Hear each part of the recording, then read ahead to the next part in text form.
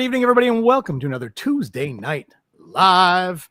I am joined, as always, by the man who makes all this happen, Mr. Ken Carson, and my my cohort, the Johnny Carson to me, Ed McMahon. I've got Mr. Beckers here.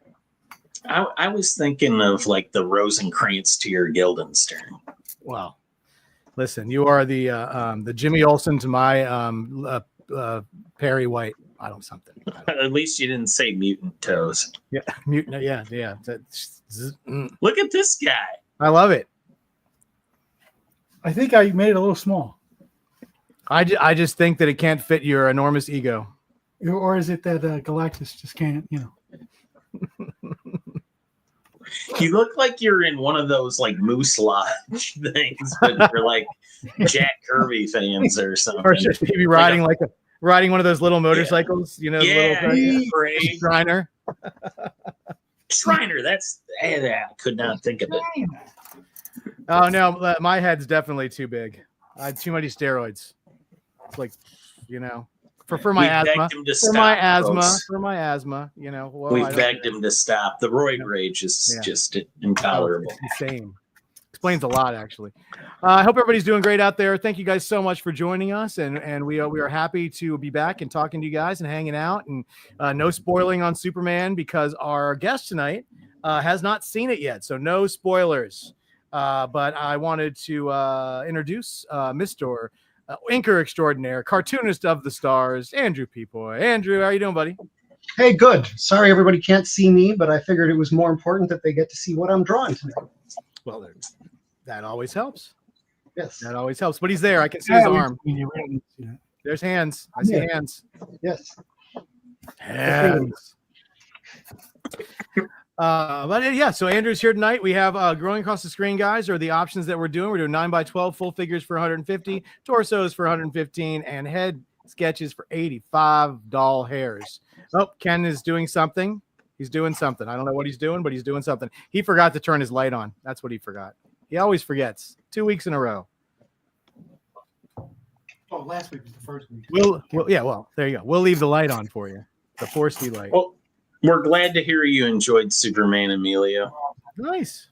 Yeah. I'm hoping getting tired of all the commercialism, though, associated with the movie. I don't care for that kind of stuff. Product placement. I mean, that's not us. Never will be us. Yeah, exactly. I was looking. I have nothing Superman handy around me. I was like, damn it. I teed it up. This is what I got at the Superman movie because this is how good it was. Chum bucket. I did pop through my Facebook and I saw that somebody posted this in the Dan Jurgens group. Somebody I was like, hey, that's my sketch. Thanks for posting my sketch in the group. I appreciate that. That's kind of weird. I've never had anybody post my sketch. Yeah, I think they just search around to find stuff so they can constantly have content. But I was like, oh, I feel a little flattered and a little robbed of that. But anyways, so open claims, guys, for Andrew. If anybody would like to get a sketch, I don't know if we have anything handy to show off. He has been an inker and an artist for years. He's worked for Bongo Comics, obviously, but he's also worked for Marvel. He's worked for he's done DC, Archie the Decision, right? Yeah, I did a cover for Archie the Decision. Yeah, that's right. You name it. I've probably worked for them at some point or another over the last 35 years. And don't forget Simone and Ajax, people. Well, no, we can't forget Simone and Ajax. These guys. There you go. There we go. Yeah. Interesting how the camera flips everything. I don't know quite why that happens. Yeah, have to rotate 45 degrees or something. There you go. Okay. Well, anyway. There you go. Perfect. Right there. Yeah. Yeah. So yes, Don't forget Simone and Ajax, my own creation. That's right. I might run to the other room and grab my copy here. Yeah, do it. So we just opened up the Kickstarter for that, didn't we? No. Kickstarter's closed. No, Kickstarter's closed. Oh, sorry. Oh, that's right. You guys already got in on it. You got in on the ground floor. Well, yeah. No, this Kickstarter is closed. There was another Simone and Ajax book that I did a Kickstarter for that I haven't gotten off to the printer yet. But if anybody's interested, they can go to pepoy.com and click on the buy books link, and they can still order this one, which is available directly for me, or they can still pre-order the new one, which is going to the printer very soon. It's finally getting close to done. It's one of those books that turned out to be a much bigger job than I expected. Whoa! We're not there yet, Lucas. Lucas calling you out. And Roger Ash says hi, Andrew. Hey, Roger, how you doing? Nice. Well, listen, Roger, I'm going to make the first claim here, Andrew. Oh, here we go. In the style of Archie, Yes. You would like the Hulk. The Hulk Never in heard the of style of Archie. Yes, kind of like Archie. There you go. There you go. Is he just going to end up looking like Moose? I don't know. We'll find out. Could be. So let's. Oh, there it is. Look at that. No, this is Roger Ash. I heard. So yeah. I always got to pull out the latest copy of Back Issue. Roger Ash, editor in chief. Plugs for the Ash, right? For the Ash man. I have never missed an issue of Back Issue, thanks to and I'm a very very big fan of that magazine. I've got an issue of Back Issue, Roger. Yeah, and how do you find back issues of Back Issue? Where do they sell those? Oh, you go on to tomorrows.com and you can order up all sorts of Roger Ash goodness. Get a little ashy with it. I like it. Yeah. Roger and I were both at the same concert festival earlier this year. We were both there to, see Madness and Blancmange and OMD and all those other great 80s bands. Rocking it up. I dig it. Great No, stuff. you can't get that from Diamond. You are right, Emilio. You cannot. I don't think you can get anything from Yeah, Diamond. don't order from them. They owe too many people money. Yeah. But let's see. While Andrew's drawing here, what else is going on? So yeah, I told Becker he'd been giving me crap, so I finally saw the Superman movie. So I did that, knocked that out. Ken still thinks Superman is one of the weakest characters in comics, and Becker likes the movie. Ken is I don't know. I disagree with that. Ooh. Superman is what got me into comics. I still love Superman. I was actually just reading an old 1940s issue of Superman last night before I went to bed. Oh, see? When I was a kid, Superman was, But, as I grow older and I start to, started realizing more and more about other comic book characters, I realized, well, shit, what did they not give him? If they would have gave him invisibility, he would have basically ran the gambit of every possible superpower that makes you invulnerable across the board, and that to me is it's obnoxious. It's obnoxious. It's a credit to the writers, I guess, for coming up with storylines for a character that's basically you can't stop in any way. Well, they always found ways around it. They always found ways to slow him down. They always found ways to do stuff with him. But folks, that was our segment called Angry Old Man Yells at Clouds. And then conversely, you have Batman, who's just a regular guy who thinks he can fight Superman, which is just laughable. Just DC. Where's your joy? Where's your imagination and whimsy? His joy is in Marvel. My joy is right. in Marvel. Speaking of the Hulk. Oh man, no, but I said I cannot wait. 2 weeks, Fantastic Four. That's the one I'm really looking forward to. So hopefully I'll be able to see that on opening weekend, and very much looking forward to that one. We'll see. Although there is quite a lot of Pedro Pascal out there. He's in almost everything now. So I need him to stop working for about 2 years. Just shut it down so that we can, re-up. Because I swear, I think he's in every other movie I see a commercial for or an ad for. And I don't want to get sick of that guy because I love that guy. He's great. He's like the Superman of actors. Exactly. I don't want him to Helen Hunt it, There was that year after Good as It Gets where Helen Hunt was in like every single thing that came out, and then she just stopped working for like ever. And I'm like, I don't want that for Pedro. I don't want to get sick of him, That's because she would get Hank Azaria Simpson money. She didn't need to work anymore. Yeah, well, she did. Definitely was. What else? We got a couple of cons coming up. Mr. Ken Carson's going to be flying across the country to San Diego in a few weeks, or a week, not even a few weeks, next week. Here we go. Roger Ash says, speaking of joy, he'd like to claim a full figure of crypto. And by the way, Roger, that is 4% processing, $25 shipping. There it is. He didn't tell that to Ken because Ken processes it himself, and he doesn't really. I'll let Ken collect Ken's money. Yeah, I don't think I've ever drawn crypto before, so that'll be a first. I've inked crypto. I inked a crypto coloring book. Oh, nice.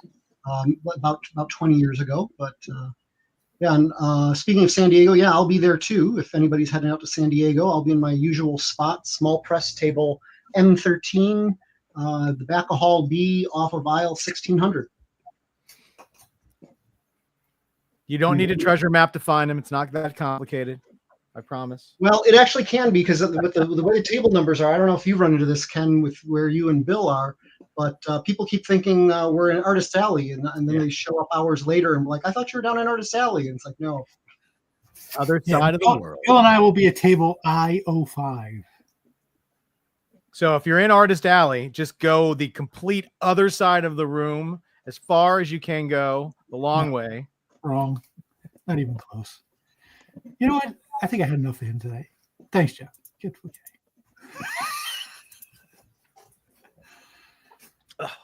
No, we are on the other side, but not against the wall. That's where that's where they put Scott Hanna last year. Yeah, and it wasn't was Al Milgram over there too? Al Milgram was over there. Yeah, that's when we did that. That's when we did that sketch op with those two, because basically Scott came over and said, "Ken, I'm bored." So, well, they went to those guys. They were like, up against the wall. Yeah.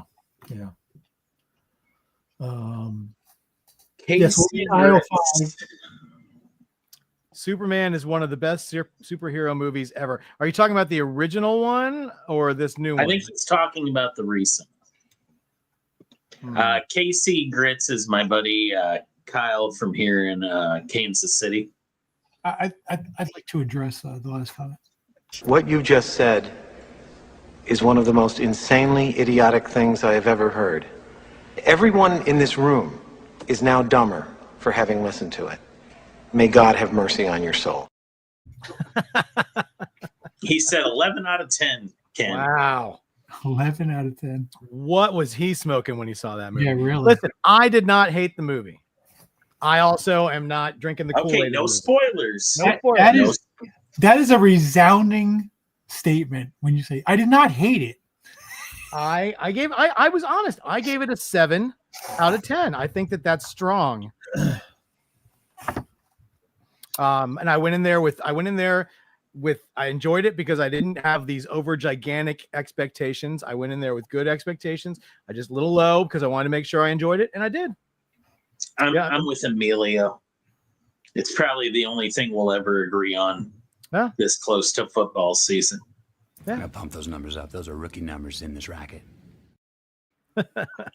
I went with my brother, and I didn't know how he was going to feel about it, but he said it was good pacing, and he enjoyed it. He thought it was good. He felt better about it than I did. So for the first time in our relationship, I was the pessimist and he was the optimist, which is kind of crazy, but yeah. Listen, it was much more comic booky. It definitely had a different feel. It is not the Snyderverse. So if that's the take you liked, boy, are you in for a surprise. And Murdoch's going to claim, yay, Murdoch, what are you claiming, buddy? Full figure, torso, or a headshot? Let us know which one you want and what character, and we will throw you on the list. 4% processing, $25 shipping. Look at you. You are just like a bat out of hell. You got this, man. You're just anybody keeping on this, by the way? Well, it's only 2 right now, so I think we're okay. Well, 3 including Ken. Well, Ken knows his own, I think. I think he's good. Maybe. Yeah, he might forget. I forgot already. Marcus says not enough neck snapping for him. Oh. And Murdoch wants a full figure of Monica Moon. All right. Okay. Thank you, Murdoch. You know. Awesome. I have been hoping to get. That's hopefully going to be one of my upcoming projects. It's something I've been trying to get off the ground for a while, and will likely be my next Kickstarter. Maybe not my next Kickstarter, but my one after that. Yeah. in line. It's in the queue. I like it. Thank you. Yeah. So. But Becker, you know what I realized? I have this giant jam piece that I'm going to be bringing to Terrificon to get some guys to work on, or hopefully, to get something worked on it. Yeah. It just sort of occurred to me that I have no way to get it to the convention. It is too big. I would have to put it in a portfolio that would be too big for a carry-on. I am not going to ship it. I'm not gonna throw it under the plane and check it. So I'm gonna have to do. If only if you knew somebody who was driving to. But you're not driving to where I'm going. You're driving to where you're going. Right. True. Well, so I'm driving to where you're going. But yes, but you're not driving from where through. Ken is driving through where I am. You're driving over. Oh, that's right. That's right. Although I am going to give you something to take back with you after the convention. I haven't told you that yet, but you have something that you're going to take back with you. It's not a 4C mission here unless you become a mule. Yeah. Well, I won't need it until next year at the earliest. So I figure it's better going with you than having to pay to ship it or pay for a carry-on. So, you're good, dude. So what I'm going to have to do with this oversized commission to get it to Terrificon is I'm going to have to perform the cardinal sin that all of us hate. I got to put it in a tube.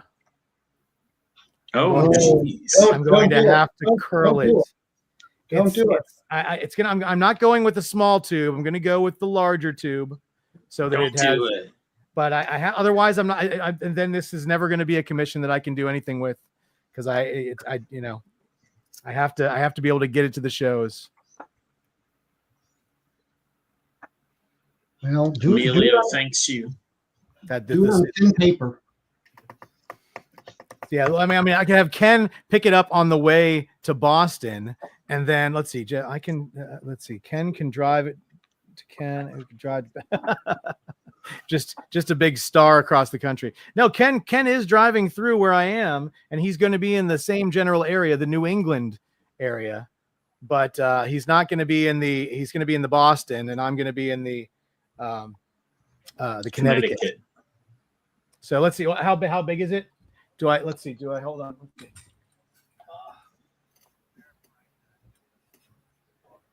So this is it. So this is an 11 by 17 page, just to give you an idea of how large it is. So it's like 18 by 24, I think. So, and I have a portfolio that fits it perfectly, but I don't have any way to travel with it. I don't think they're going to let me carry it on. So they're 9 by 12. It says it right in the scroll. Yep. Sorry, that was rude. Oh no, I think you want to know what size mine. I think you want to know what size my piece is. To Jeff.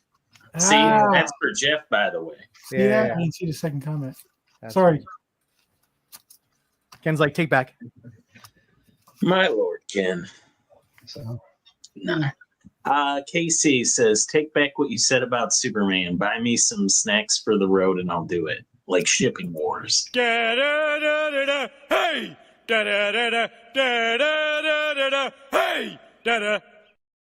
I will not take back anything that I've said. Yeah. And this shall henceforth be known as Ken's Mojo Dojo Casa House. Oh, he's just firing away with these. I'm bored. I haven't done these in a long time. I'm Use deciding them which all. ones. What was your was there is there like a favorite part in the movie? Not the actual part, but no, we'll talk later. No, Jeff. Listen, I want to get the little, like at the beginning, the middle, or the end. Was there like which section had your favorite part? That's all. Did you guys see the end credit scene? Don't tell me about the end. I have it right here. Ready? We put the fun in no refund. We're not going to ruin it for you, Andrew. I promise. We will not. I won't let these meanies do that. My Lord. I'm gonna stop now. Ken's all fired up tonight. He's spicy. Yeah. Emilio asks a question for you though, there, Andrew. He wants to know what your favorite character to draw is. Well, always my favorite character draw are always my own characters. Simone and Ajax and Lemmings, folks. There's Lemmings. If you weren't sold already. I mean, and if you weren't even sold by that and Lemmings, I mean, if you go, you find out that if you put a little, let's see if I can bring this up. If you put an eye patch on a lemming, they're no longer lemmings; they're pie rats. Pie rats. Mm-hmm. And that tells you the level of humor that this book is full of. If you're, I always tell everyone, if you're looking for anything deep and meaningful, this is not it. But if you're looking for something with some really cheesy jokes, horrible puns, silly adventures, cute girl, even cuter dinosaur, and this might be your book.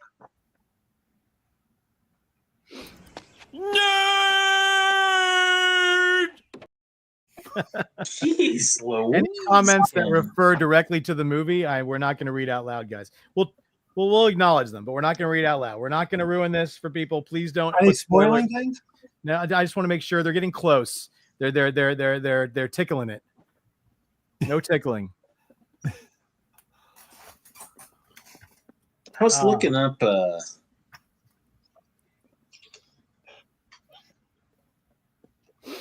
I was going to tell Jeff, this is what I got from Andrew's, the one I backed on the Kickstarter for Andrew.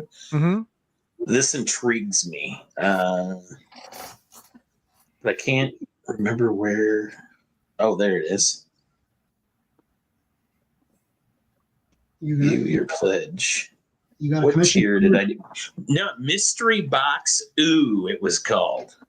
Yes, Mystery Box. Yeah.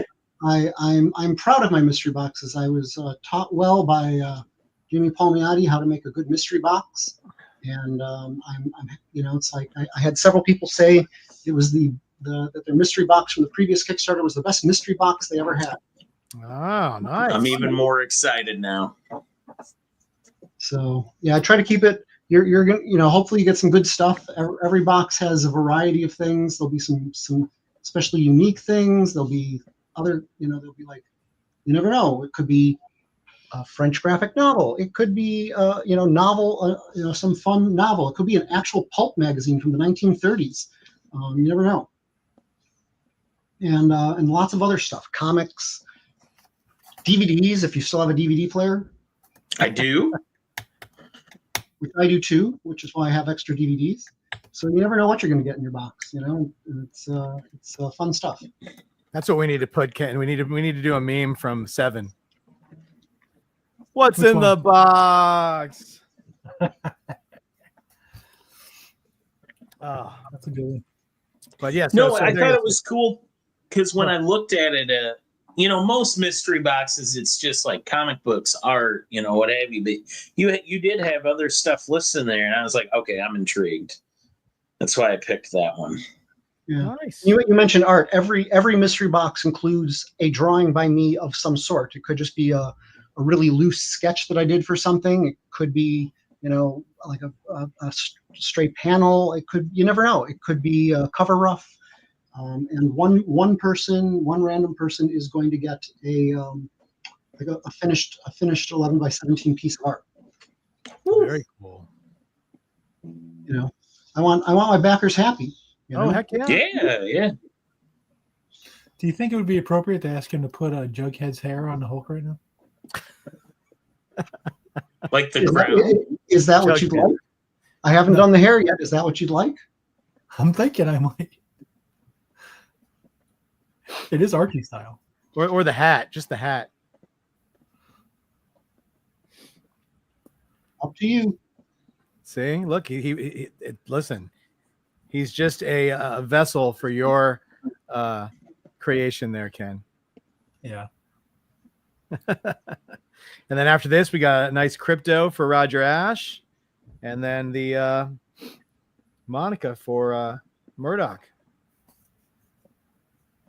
which we'll have to show. We'll have to show to the actual Monica. Monica. Casey Grit says, any VHS tapes in the mystery box? I can make that happen. I've got a couple thousand VHS still in storage, so yeah. Laserdisc. I still have a working Laserdisc player. I know I have a VHS player. I don't think it works though. Yeah, I don't think. I got mine fixed recently. Yeah, I don't think that made the trip with me when I moved last time. I don't. There's this place, there's this area that I like to go eat in, like lots of good restaurants and stuff. And then in the middle of this, like completely gentrified, Casey, I'm talking about like old Overland Park area. There's just this random, like, huge building, like takes up a little bit of real estate, and it's Overland Park TV repair and VCR repair. And I'm just assuming that's the mob, right? Like they're hiding. Hey. The mob's not in Kansas City. Allegedly. Shut your rat mouth. It's got to be somebody up to nefarious things. Like I've seen enough movies and read enough comic books that there's no way that place is actually repairing TVs. Well, bring it. You got to bring a broken TV in there, and they go, "The hell do you want us to do with this?" Do you know the building I'm talking about, Casey? It's right over by Strang Hall. And I know you've been there. Yeah, that building fascinates me. It is not a mob front. We don't know nothing. The lights are on. The lights are always on. I drove by it once at like 11 o'clock at night, and the lights were on. The switch is broke. What are you worried about? Exactly. You don't worry about how they're paying their light bill. All right. It's a front like mattress firm. I don't understand this reference. I don't either. But I'm with it. Like I'm into any conspiracy theories. Okay, Ken. So is it going to be the Jughead hat or is it not? No, I can't. You can't jug it. No jugs. Can't make a mockery of the greatest superhero of all time. That's a hot take. I thought that was Superman. Murdoch says better than the Polish restaurant down from me that's been in the same building for 30 years, but no one I know has ever been there, and no one is ever there. Okay. Yeah. We have one of those too. They probably own the building. They deliver. You know? See, now everybody list your favorite business you're pretty convinced is a front. DC Comics. What the heck is your problem today, Ken? Everybody knows DC was owned by the mob. So was Marvel. Allegedly. I'm not convinced the mafia has ever existed. Yeah, Vegas built itself. Yes, the mafia did not ever. It doesn't exist. It's a myth. DC, Marvel, Murdoch was right on that joke too. Okay. I can make a joke about Marvel, but I won't. He respects them too much. No, it'd be a little controversial. I don't want to say anything.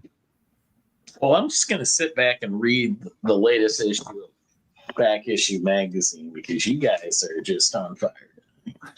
What? So what does Back Issue Magazine talk about? So this month, well, this is the last issue I've had arrive. It's they present the Crisis on Infinite Earths 40th anniversary retrospective. And Ken, when you open it up, we get the welcome to the issue backseat driver with Roger Ash's picture right there. Look at that. Yeah. Yeah. Back issue tends to deal with Bronze Age on up. Which I like. Yeah. I mean, that's what I grew up on, so I certainly enjoy that.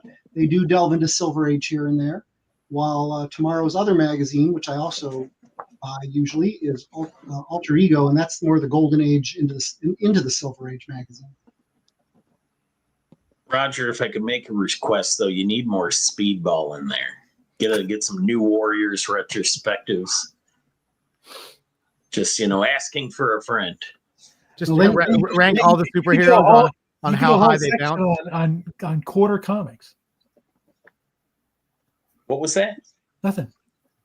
Yeah, that's right. Wow, we got some angry words. People are next issue is Summer Fun. I think it's in stores. I do. Yeah. I did see that.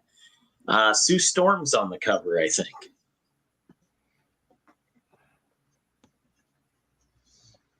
So in stores next week, folks. Back Issue Magazine. Please check it out. Yeah, absolutely. Tomorrow.com. Yeah, tomorrow's stuck. Murdoch's taking a shot, I think. What's Murdoch saying? Yeah, well, I'm not a Penance fan either. Collector Dome says, "Hey Andrew, how is Fantasy? Fantasties? Yeah, there it is. Yeah, Fantasties. As of Coming as along. of a couple days ago, it is, at least as far as my involvement goes, it is done. I turned in the final colored cover art, so it's now all in production and hopefully finally going off to the printer soon. Very cool. Yeah, that's another project I've been working on for.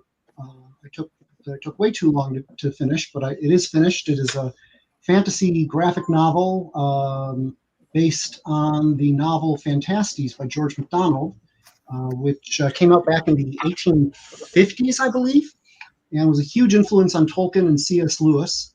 And Christine Norrie drew the first part of it, and then I took over and drew the rest of it, and ended up doing the cover. And so, yeah, that is done. And so, yeah, hopefully those of you who've been waiting on it will see it very, very soon.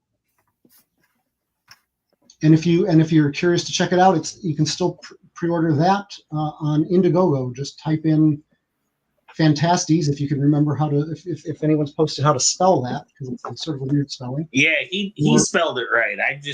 I've never said it out loud. I've read it,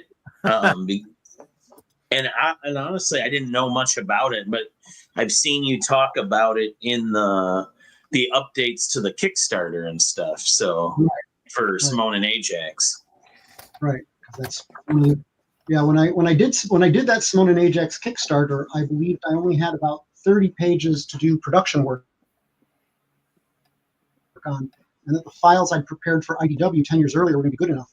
Turns out they weren't, and so I ended up having to rescan all 160 pages of the book, and it was done on Craft Tint board. For those of you who don't know Craft Tint, it's that stuff where it looks like little line patterns that make up a 25% zip tone and a 50% zip tone. And all of my originals had deteriorated too badly over the years to actually work from those.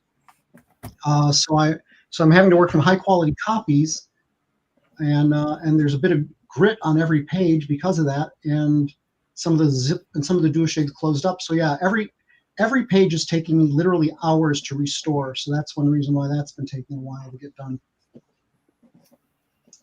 But it's getting there. For those of you who've been waiting, it is getting there. It is getting closer. Now the Fantasties is done, I can dedicate more time to it.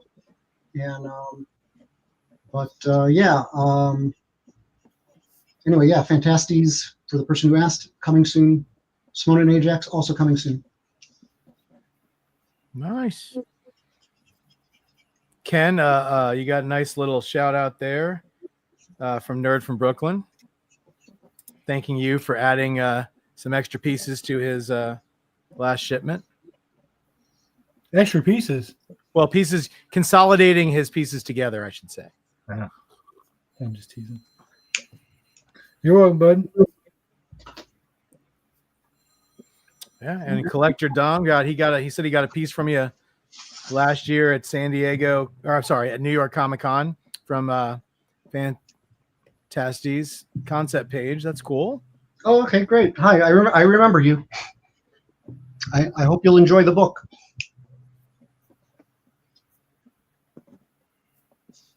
Yeah, that was my tryout page that he got. That got me the job. Oh, awesome. And Andrew is finishing up on this one. We got a couple in the queue already, guys, for Andrew. But if anybody else wants to jump on, we have the 3 options for 9x12 full figure, torso, or head sketch available. We're going to have a Crypto, the Wonder Dog, coming up, and then Monica Moon after that. And then it's open season. So if anybody else would like a sketch, jump on in there. Just type claim in the chat. So Becker, you're coming up with your buddy to Terrificon in a couple weeks. Yes, sir. What is there anybody you're eyeing? Are you looking forward to anybody in particular? Is there anything you just? His name is Jeff Dunn. Oh well, that's a lie. Your name's not Jeff? No, that he's in a looking forward to seeing me most of all. Mm-hmm. Yes, I knew, but I was just trying to. Yeah. No, oh yeah. Yeah, I know. Sorry. Yeah, not really. Just Jeff Dunn. Just hit the casino for 3 days and then go back home. Is that the goal? Yeah, wearing one of those barrels with suspenders on it, all old timey style, so everybody knows I busted out. that'll be a good cosplay for the show. Oh, Collector Don wants to claim a full figure. Okay, hi, Collector Don. Yeah, just let us know what character you'd like, and we'll put you right in there, bud. Yeah. Is it Dome or Dome? Dome? It's Dome. It's Dome. My eyes are. I missed the E. I may need his email. Collector Dome, let us know. Sorry, no, I missed the E. I wasn't reading it when you pop it on the middle of the screen. I was reading it in the chat in the side, and I missed the E at the end. I also can't spell. That also helps too. No, I've been trying to message some people I know who are going to the show, because I'm going to be getting there like fairly early, and I need to find a ride the 53 miles from the airport to the casino. So I was hoping to get the ride with somebody, but everybody I talk to is arriving in the afternoon or evening, and I am barely. I'll be there before noon, so we'll see. I may have to hitchhike. Sounds like the beginning of a movie. Yeah, exactly. He never made it to casino. What could go wrong? Exactly. But yeah, it just adds to the fun. Getting to Hartford was the easy part. Getting to the casino, well, that's a whole other story. You ended up meeting Larry, Daryl, and Daryl? Exactly. Hi, my name's Larry. This my brother Daryl. This my other brother Daryl. Oh, I miss Newhart. I love that show. I'll always remember the first episode, because I remember watching that live with my family, and when the cat, the little Mary Tyler Moore cat at the end, comes on and doesn't go, meow, but instead is Bob Newhart's voice going meow. I remember my dad laughed so hard he literally fell off the couch, and that was just one of those great childhood memories.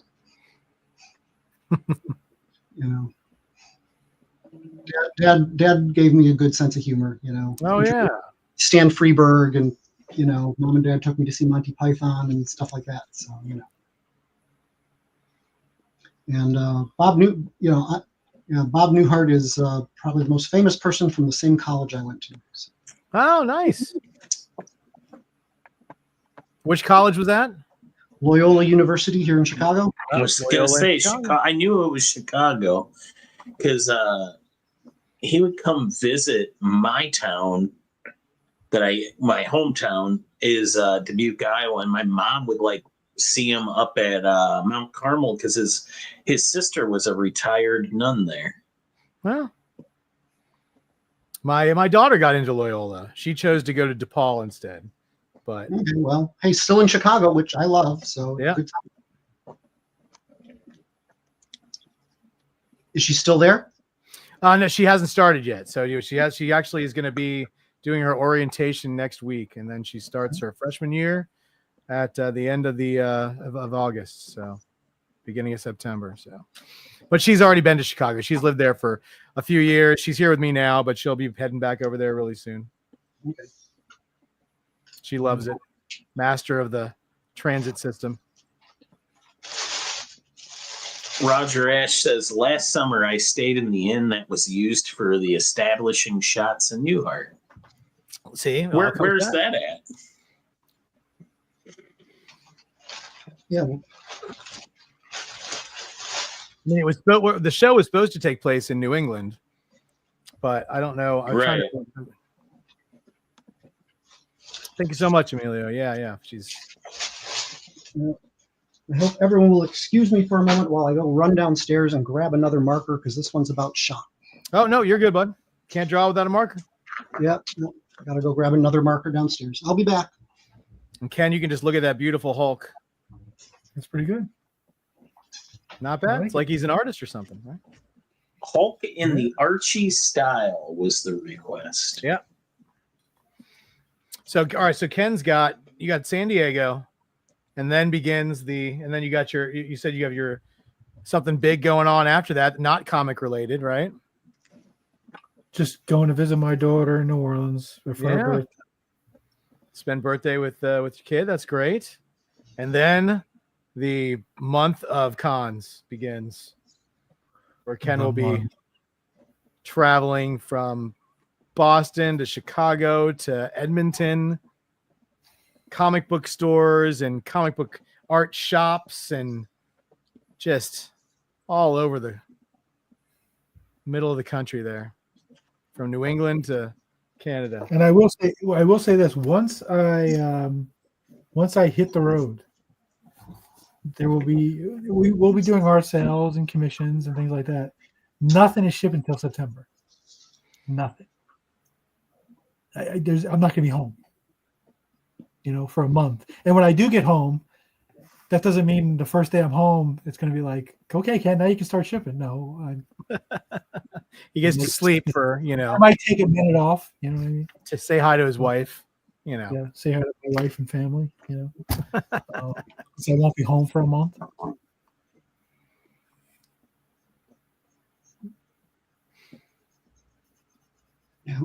Ken, am I going to see you at Fan Expo Chicago? Well, probably. Okay. I mean, whether you'll see me, I don't know. But Andrew, he'll be at before that. He'll be at San Diego. Right. I just thought, I just thought I knew he was going to be at San Diego. Just wondered if I can't remember. I'll be in Boston, and I'll be in Chicago, and then I'll be in Toronto. Oh, that's right. I said Edmonton. I'm sorry. I meant Toronto. I'm not doing Edmonton. No. I did Edmonton last year, but I'm not doing Edmonton this year. Marcus, are you volunteering? I think Marcus is volunteering to do some shipping. He needs a job, apparently.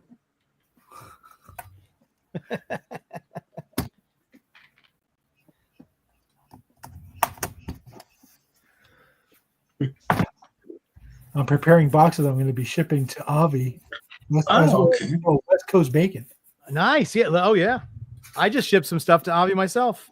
He sent me a very discouraging picture of it, but I luckily plan on them destroying the packaging that I send out. So the key is to leave like 3 inches of space around any piece of artwork that you're sending, because those guys like to fling those things like they're Frisbees when they're going across the country. So Roger Ash says Middlebury, Vermont. It's the Waybury Inn. They have a Stratford Inn and a Minuteman Cafe sign there. Oh, okay. Yeah, I never stayed there, but I did stay in the hotel that they filmed Room with a View in Florence like 35 years ago. Okay. Have you ever seen that movie? Did it have what? Did it have a view? It had an okay view. We couldn't afford the really nice room. It's just I was in college. I was doing the backpacking thing around there. So it was more like just a room. Yes. So it's a room. Sans view.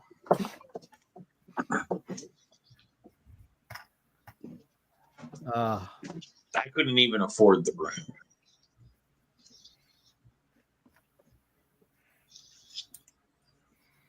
Oh,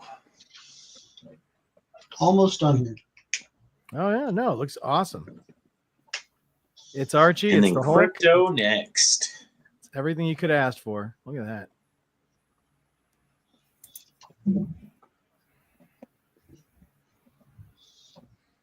And what did we choose for the third one after this? What did he decide on?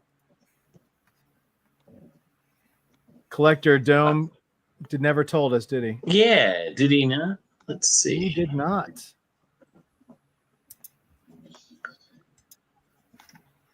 So Collector Dome, if you're out there, buddy, let us know what character you want.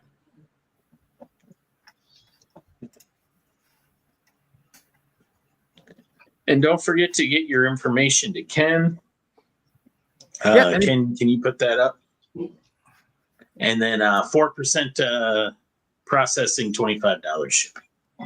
Just in case you're new to the channel. So yeah, if you've never bought from us before, you can go to 4ccomicart@gmail.com, or you can just message Ken on Messenger if you're on Facebook, just Ken Carson.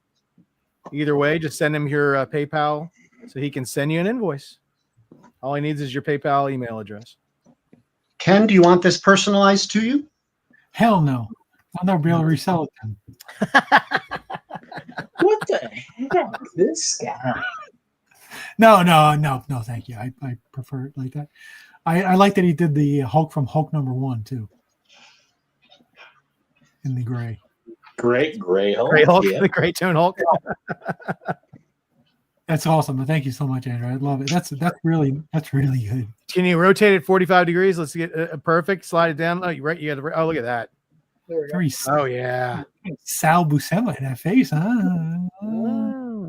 John, I mean, a little bit. I like it. Very cool. Nicely done. So let me grab another piece of paper and we'll start on crypto. Yep. Crypto the Wonder Woman. Crypto. Yeah. Wasn't there another one too? Monica Moon. Monica Moon. Monica Moon. Yep. Yep. Comes Just after want to make sure we got Well, them didn't all. somebody else claim Collector's Dome? But I don't know if he actually named Yeah, the he character. still Yeah, has we're the picture still character. waiting on Collector Dome. Probably heard me call him Collector Dom and was like, "Screw this." Yeah, it's all Jeff's fault. Ken. Story of my life.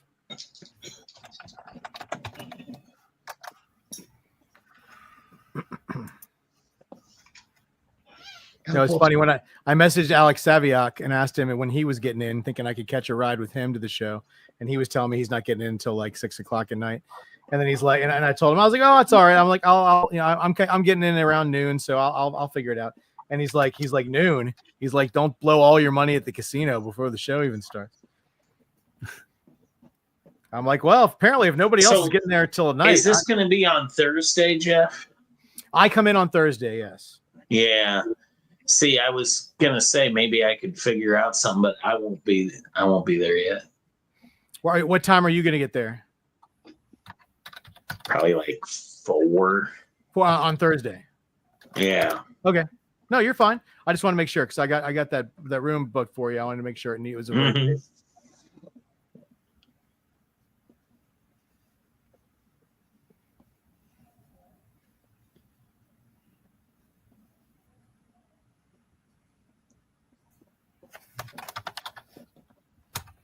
Yeah. So if anybody's going to be attending Terrificon, or if you're going to be attending San Diego, Jeff or cut out for a Fan second. Expo Boston or Toronto, come say hi to us, man. 4C crew. Oh, sorry. Yeah. It happens. I'll be in Baltimore now too. Me too. And that's right. And I'll be in Baltimore too. I will be too. I love Baltimore. Murdoch had asked earlier, are you gonna put something up on the site about what cons you'll be at, Ken? No, then people will know where I am. Yeah, I can. Heaven forbid. Yeah, no, I'll put something up. Yeah, and listen, like I said, right now, for that's the next 6 weeks is pretty well planned out. Where's Decker? Where's Decker? Murdoch, please ask him that when you see him. Somebody came up to me at Terrificon. I could see it in his face. He kind of had a slight smile, and he was like, "Hey," and I was like, "Yeah, where's Becker? He's right here on my shirt." Oh, you mean Heroes? Heroes, yeah. Heroes. Boston Chris is who that was. He was. Yeah, I mean, I don't know. I can't even. I'll be at Baltimore. I'll be at Rhode Island Comic Con.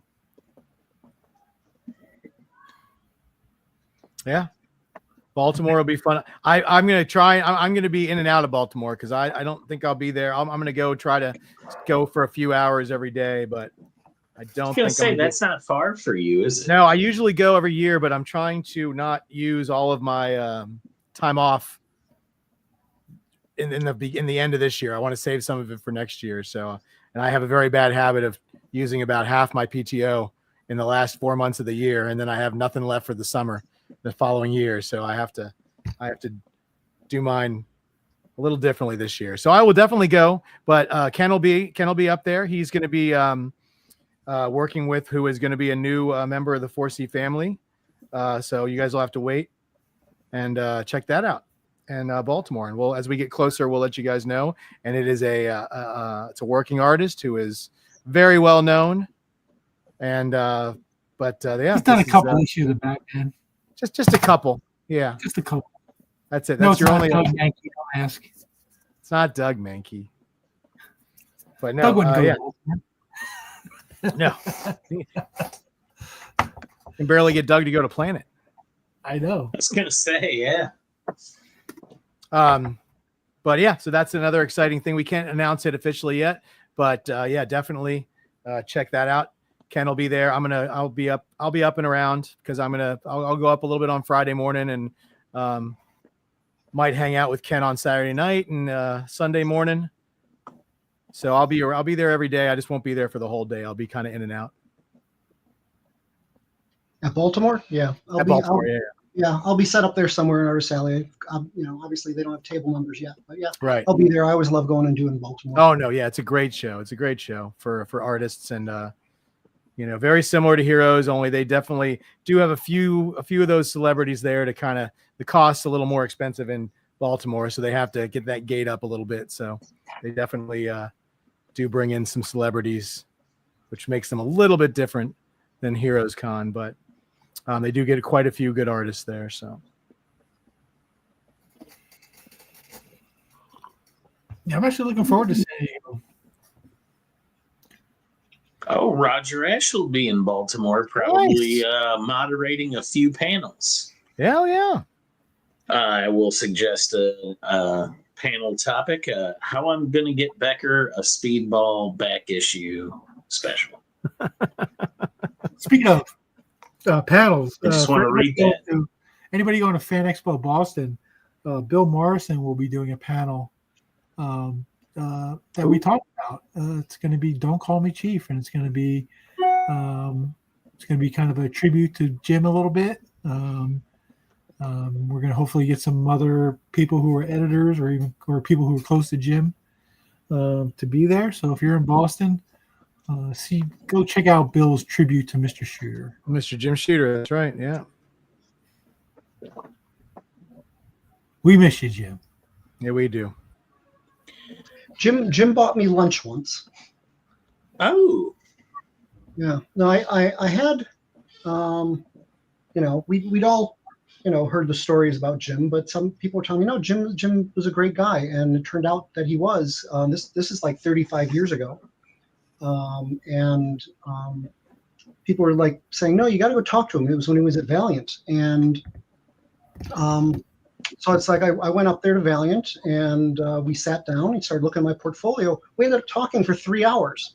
Wow. And sitting in his office, and he ordered in lunch for us. And so we just, we just had like 3 hours just talking comics.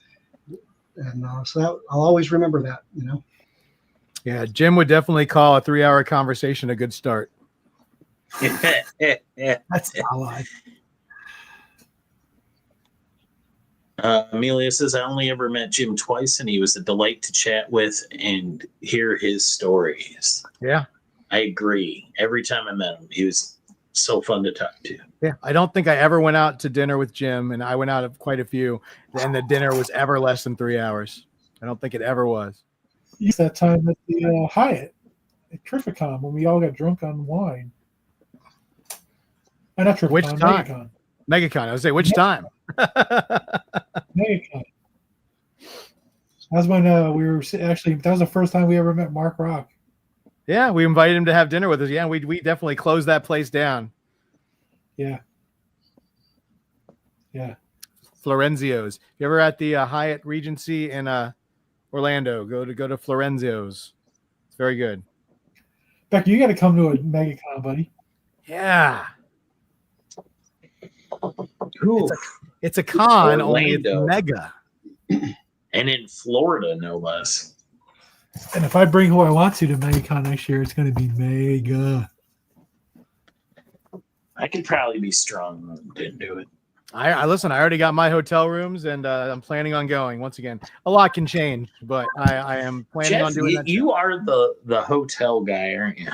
I have, because I work for a hotel company. I take full advantage of my ability to have some free rooms and discounted rooms, and I have to plan everything very far in advance for my time off from work and for my getting hotels. Like I already booked San Diego for next year. That's great. Wow. Oh, I had to. You can't get those hotels if you wait.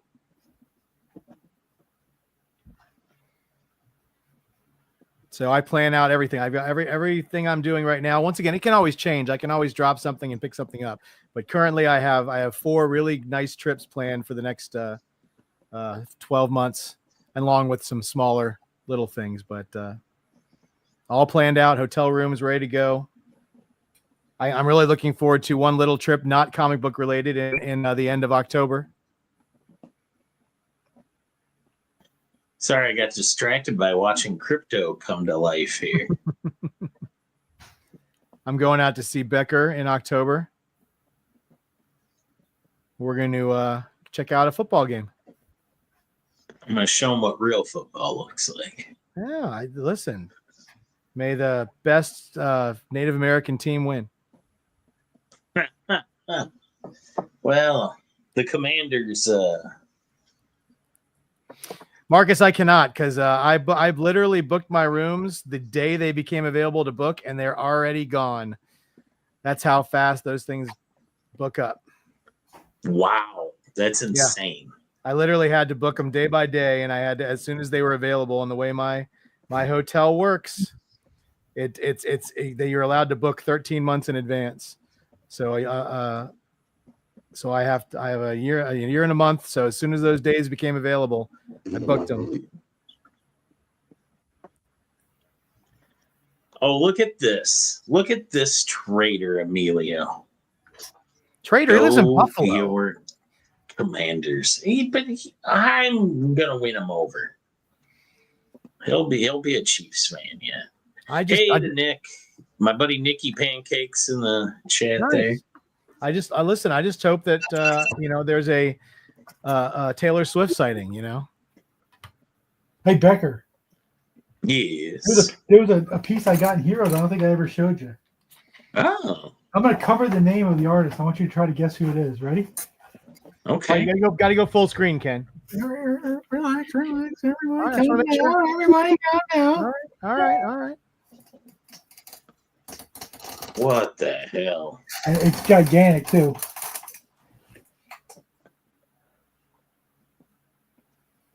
Boy, I honestly don't know. What do you think of it though? I think it's great. Isn't that fantastic? Is that? It's not like DeCarlo, is it? And the reveal. You're covering the name. Aranga. Okay. Damn, Aranga killed it. It's a hell of a Hulk. That is a hell of a Hulk. It's big too. I still think Pepoys could take him though. He could. This is Aranga's Hulk. against Bill's painting of. Yeah. Is that Homer going into a snowbank? Yeah. It's Mr. Plow. Mr. Plow? That's his name. That name again is Mr. Plow. And listen, we're more than happy to bring this to shows, guys, but if this is still available, if anybody wants it. And what's the price on that there, Bill Morrison painting? This one is $800. $800, you can get an original Bill Morrison painting, an homage to the Homer in the Hedge with Mr. Plow in the snow. It's pretty great. If you don't take it, it's going to go to be in San Diego or someplace where and somebody there will take it. Oh yeah.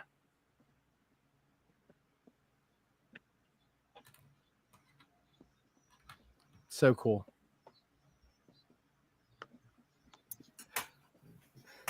My wife is going, show mine. Show mine. She wants me to show her Hulk off. I showed it last What week. did she get? It's not a euphemism. I don't know if you saw this, Becker. Did you see this? What did we get? Oh. By Omar. Omar did an homage to She-Hulk #1 using Tatiana Maslany from the show.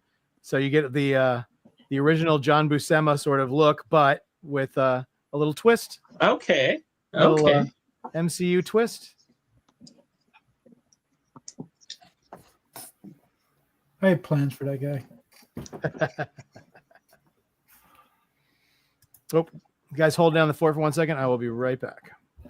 Yeah, no problem, Jeff. Smoke if you got him. Well, I hope everybody's doing good tonight. Jeff's gone. We can talk wrestling. Oh, first I want to talk about this crypto, though. Okay. Andrew, can you move your hand just for a second? Oh, man. Awesome. That is looking great. Thank you. Rhea Ripley, Io Sky may have been the best match of the year. Yeah, that was a really solid PLE or whatever they call them now. I almost called it a pay-per-view, but my wife was telling me I missed a lot of it because I fell asleep, but I'm going to go back and catch a few more matches on her advice. Yeah. That was Did you watch Saturday night's main event? I did. Did you watch it live? I did. Was that an excessive amount of commercials or was that just me? I don't remember. I don't remember they being. Yeah. I mean, yeah. It seemed like they were cutting in every match. It was noticeably, and then they cut Goldberg short in his speech at the end. They cut him. They ran out of time, and it's like, okay, well maybe we don't do nonstop commercials. 4 matches in 2 hours, and about an hour worth of commercials. Yeah. I think it was it last night too. I noticed it was there was a triple threat with Bailey, Lara Valkyria, and Becky Lynch. I think it was. And they took like 3 commercial breaks. We got some business here, real quick. Ken Collector Dome has returned and says he thinks he's gonna. I think I'm gonna go with Captain Hook for my piece. Captain Hook. Yep. Like the Hook version or the Disney version? Is that going to be Hook version or Disney version, Collector Dome? Or another version, maybe? You have to send us your email, buddy. And yes, please send in your email. And Roger Ash says that is an awesome crypto. And this is, of course, for you, Roger Ash.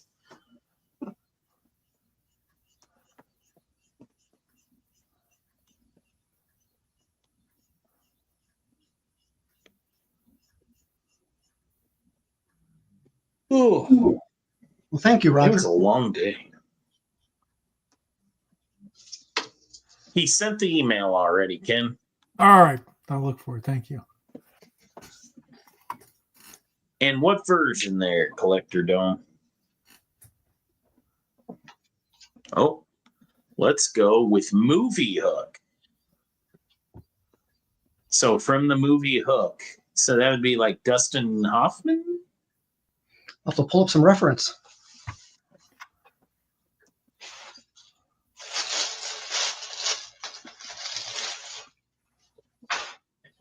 I was a big Rufio fan as a kid.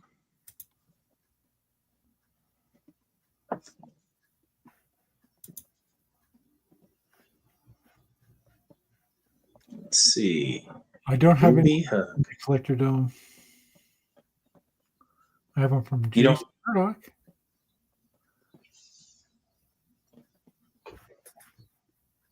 He said he sent the email. Let's put the email back up. That's 4C Comic Art, so 2 C's, comic art at gmail.com. Right.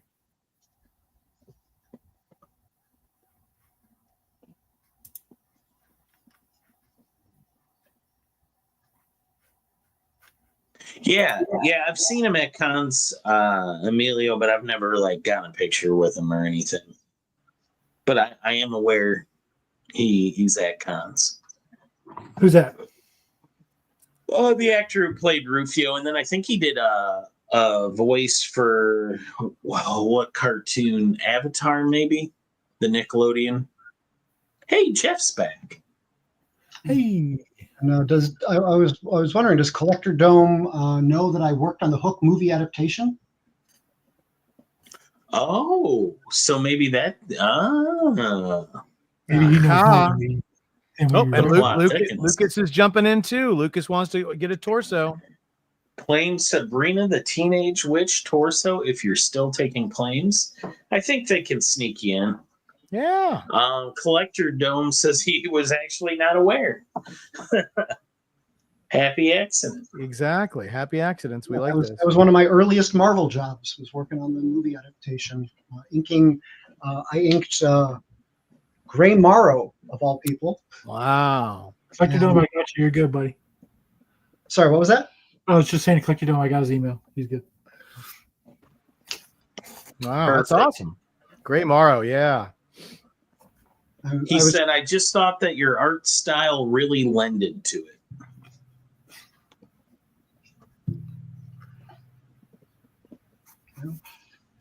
A happy coincidence, like you said.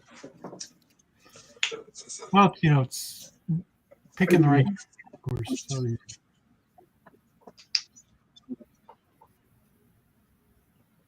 Very cool. And guys, just so you know, if Andrew doesn't finish your piece live on the show, we promise it will get done. he's going to give them to me in San Diego. That's right, Yep. and which is less than 2 weeks away. It's only a week away, week from tomorrow. Yeah, a week from tomorrow. Oh, wow.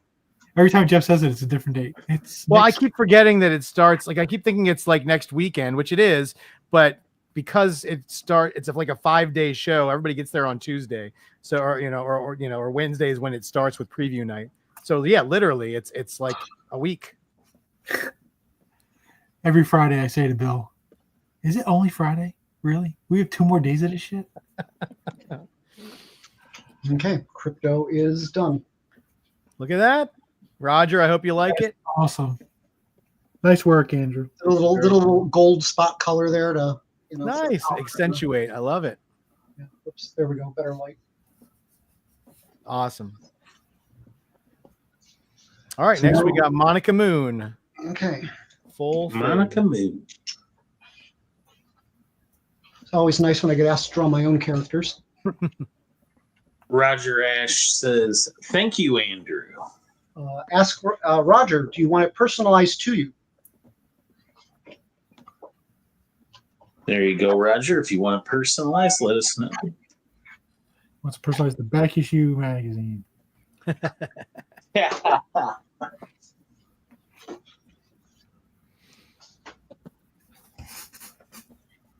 So, Becca, are you bringing any books to get signed or anything to Terrificon or anything? No? Not that I know of, no. Yeah. I was looking through the guest list again, and I saw that Ann Nicoletta is going to be there, and she wrote these lovely daredevils with everybody's favorite female craziness, Typhoid Mary. Is that Typhoid Mary? Yeah. Yeah. So I was like, oh, Roger Ash says personalized would be nice. Okay. awesome. Roger's no flipper. He is definitely not a flipper. You know what you could do, Jeff? What? What's that? You can make an arrangement with Anthony For what do you need, buddy? for your jam. That big piece. I could drop it off to Anthony on the way up to Boston. He could drive it over to Terrificon. We could that Mike could do that. Yeah. Oh my Lord, they figured it out. Well, then I have to get. If he does that, I have a short box of comic books I'm giving him for Becker. Well, the other thing is getting it back, because then it's got to go back with him and then back to you at some point. Oh no, that's not my problem. Oh, okay. Well, see, yeah, I can't just. It'd be great if I could just send. Well, I'm not going anywhere near Washington on the way home. Yeah, I didn't think so. Well, Jeff, it could go with you, Becker. It could go with you. There you go. But I'm trying to think if I need it for anything else. October. And then I don't know if I can. Once again, I can't fly with it. That's the problem. Oh yeah, that puts us back in the. Yeah. That's all right. We'll figure it out. We'll work this out. Such big pieces. Oh, listen. Would anybody here turn down a partially completed X-Men jam by John Byrne? I don't think so. I liked that plan started with you giving it to a friend who gave it to another friend who then brought it to. Yeah, you see what I'm doing there. Give it to a friend. I know, heard it from but. Yeah. No. So yeah, if you guys didn't see, this is. It's Make yourself big, Jeff. I don't know how to do that. Let's see here. There we go. Move this out of the way.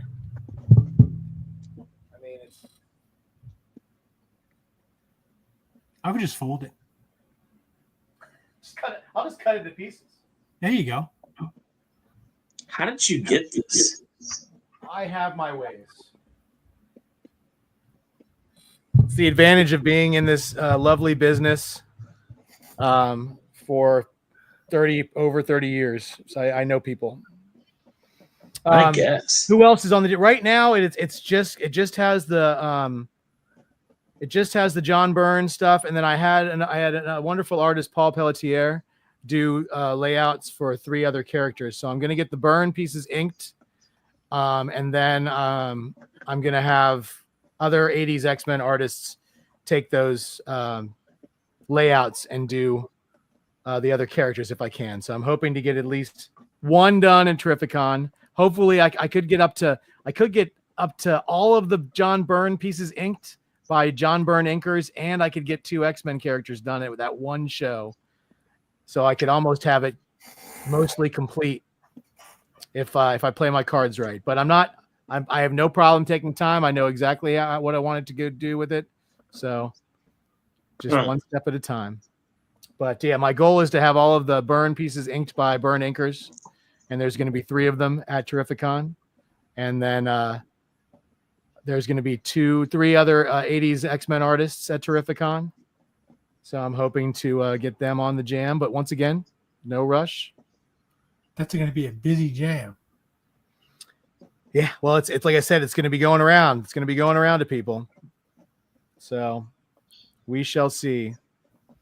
Emilio, the guys who've all inked John Byrne who are at that convention are Keith Williams, who inked John Byrne on She-Hulk, Joe Rubenstein, who inked John Byrne on a lot of stuff, including everything he did for the Marvel Universe books, and Mr. Jerry Ordway, who inked one of the most famous John Byrne pieces, the cover of Time magazine when Mr. Clark Kent / Kal-El turned 50 years old. Oh. And now he ages too. Well, that was a literal from his moment of creation, not his actual, Do you remember when Action Comics 1000 came out? I recall, not the exact time, but I remember. Well, I don't mean the exact time. I'm just talking about the issue. A couple of years ago. Yeah. Oh, it was a collection of little stories, right? Mm-hmm. And one of the stories in there, I don't remember who wrote it, who drew it. Somebody else might know in the chat, but there was a story where Superman comes back to Earth just as Earth is about to be devoured by the sun, because he wants to visit his mom and Pa Kent's grave one more time, and he kind of tells a story about what's going on, and he says Lois and their child are doing fine thanks to the technology that keeps them alive. Blah blah blah blah. So this supposedly takes place like millions of years in the future, and it's very it's supposed to be very poignant. All I could say to myself was, "See, that just proves my point. You can't do anything with this guy. He's indestructible. He's gonna live forever." Standing on the planet is about to be devoured by the sun, saying goodbye to his dead parents who weren't even his parents. Listen, Queen would say, "Who wants to live forever?" That's right. Well, they would sing it, I think, but yeah. Well, listen, he is the first superhero, so I guess he should be the most powerful. Boo. But he's not indestructible. He has weaknesses. I still love that the Golden Age Green Lantern could be defeated by wood, and the Silver Age Green Lantern could be defeated by the color yellow, so you could kill both of them with a number 2 pencil. I always found that very, very poignant. And the current Green Lantern can be killed by a red dye number 5. Oh, I lost Ken. Uh-oh. Oh no, Did Ken he? froze. We're never going to know how the modern No, he Green Lantern. didn't. He's moving his head around. Oh, can you hear him? Yeah, He's not talking. I said the current Green Lantern is his weakness is red dye number 5.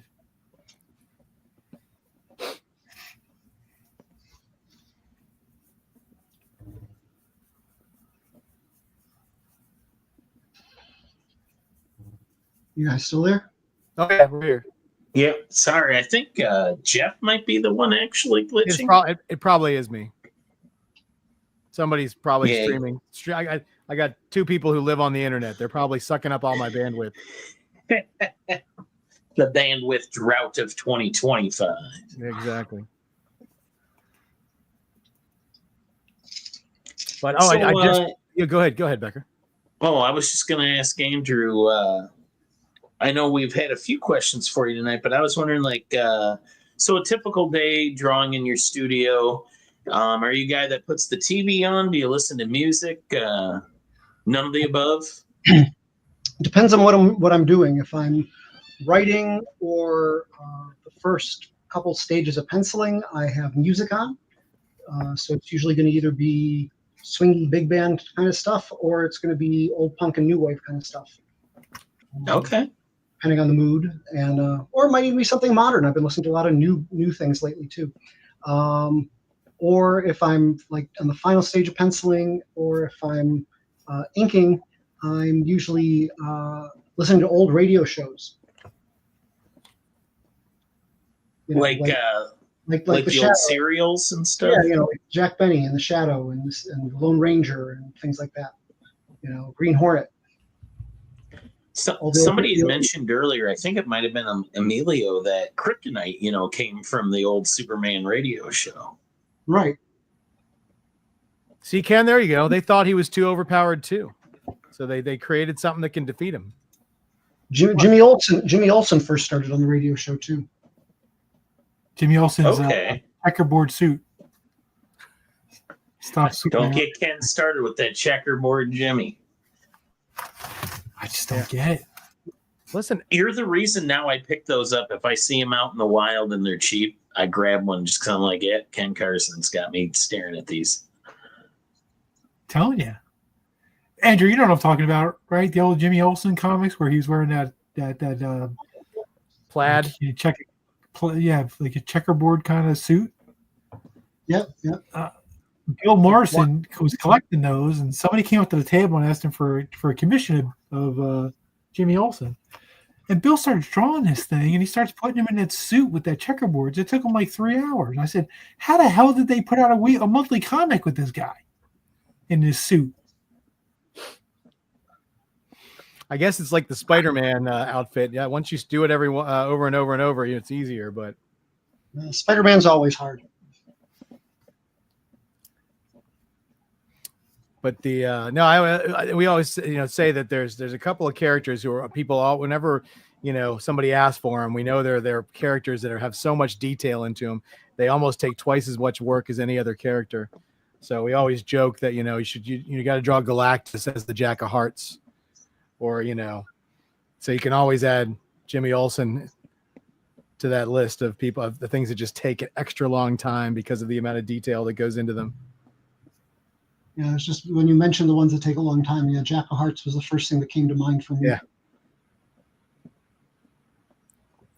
Yeah, the chat agrees. They're all chiming in with Jack of Hearts.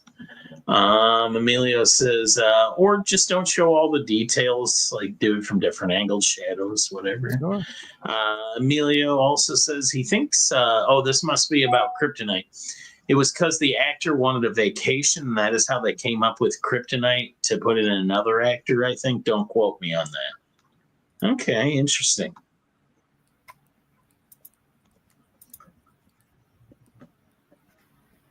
Yeah, just I'm always interested what people do. Yeah, no, if TV would be too distracting for me. I'd want to keep looking at it. I mean, it drives people who I try to watch TV shows with crazy because a lot of people like to do other things like talk while they're watching TV or look at something else, and I'm like, no, but I actually have to like for me, I need to actually watch the TV. Yeah. The only time I do back, I'll watch something I've seen a zillion times. Sometimes I don't even need to watch it. I know exactly what's happening. So that's about the only time. But yeah, when TV's on, guys, and it's something you haven't seen before, everybody just needs to be quiet so we can enjoy. I'm a big proponent of it. I want to be engulfed in what I'm watching. I have a coworker that can multitask like that. He watches things on his phone while he works, and it doesn't distract him at all. Like he's flying along through his spreadsheets and everything, and he can just have that on with his headphones on. And yeah, I don't know. I wouldn't get a thing done doing that. My daughter's the same way. She can literally be playing a game, listening to music, and watching Grey's Anatomy. Looks like one of those guys in the chair for somebody. She just literally has screens everywhere and she's paying attention to all of them, and I have no idea. No way. I mean, I could do it, but I wouldn't, the work wouldn't be very good, and it wouldn't happen very fast. I like to watch TV when I'm driving. I can't even listen to certain podcasts while I work, if they're too distracting.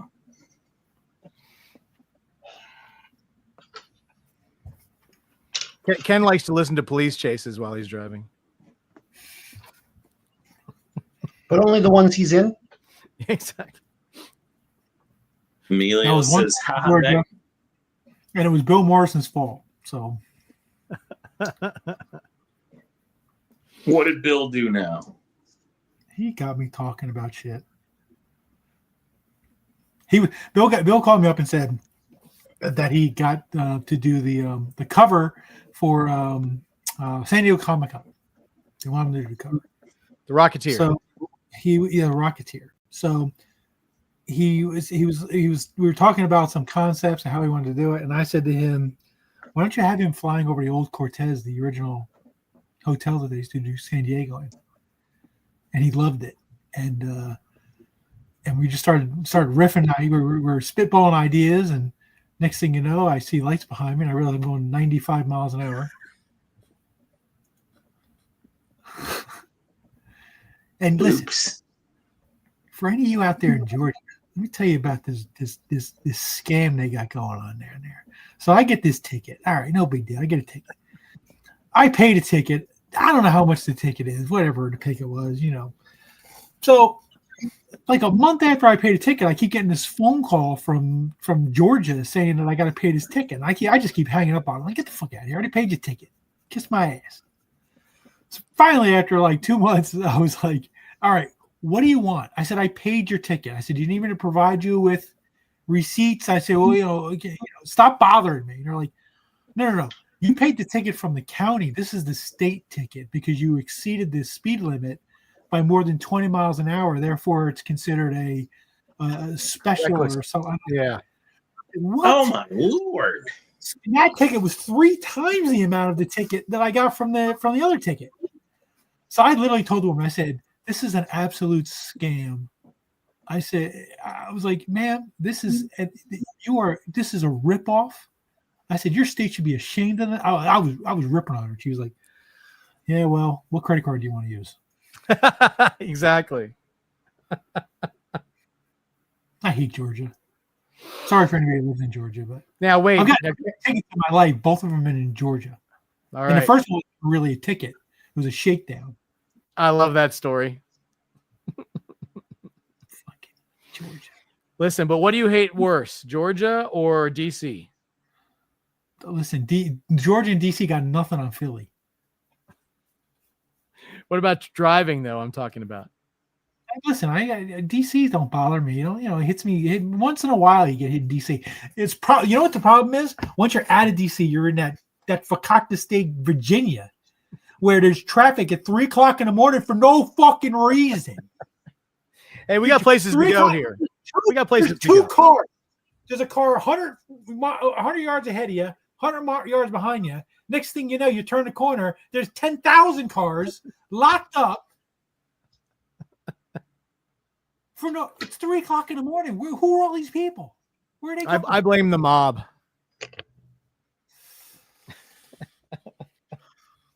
The mob. Oh no, yeah. I'll be right back, Jeff. Yep. Also, this show neither confirms or denies the existence of the mob.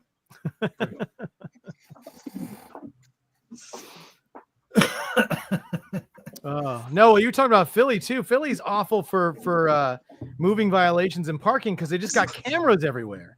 They just get you on a camera.